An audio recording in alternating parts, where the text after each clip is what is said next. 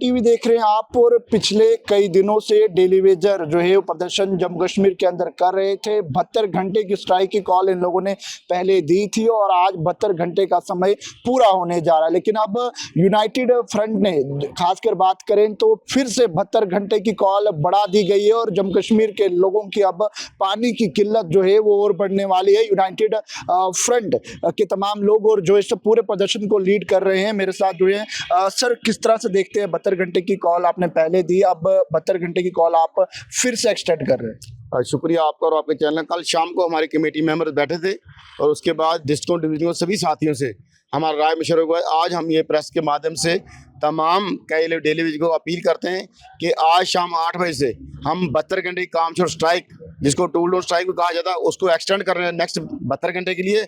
और सरकार की तरफ से आज तक कोई ऐसा पॉजिटिव रिस्पांस नहीं आया। जनता से हम माफ़ी चाहते हैं।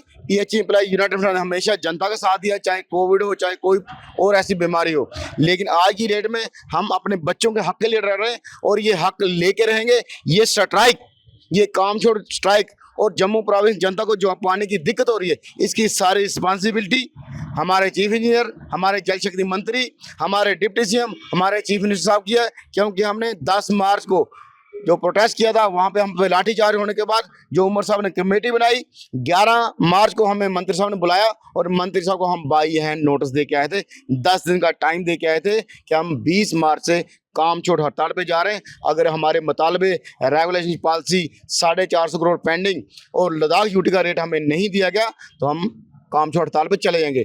आज उस काम छोड़ को शाम 8 में 72 घंटे हो जाएंगे और इस 72 घंटों में उमर साहब ने अपने MLAs की सीढ़ियाँ बढ़ा दिया, सैलरी हाई की बात चल रही है और कई बातें चल रही हैं। और उसके अलावा उन्होंने अपने एजेंट जो 2014 में जिन्होंने क्या डेली वेज का उस टाइम कत्ल किया, हमें रेगुलेशन पॉलिसी नहीं दिलवाई और अपनी एज 58 से 60 कर ली।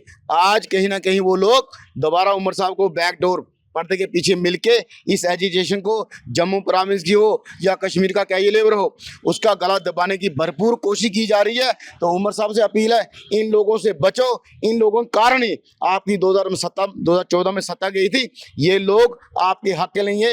ये हर उस कुर्सी को सलाम करते हैं जो इस कुर्सी पे बैठता है। पहले ये LG साहब के गुण गाते थे, मिला उनको भी वहाँ से कुछ नहीं।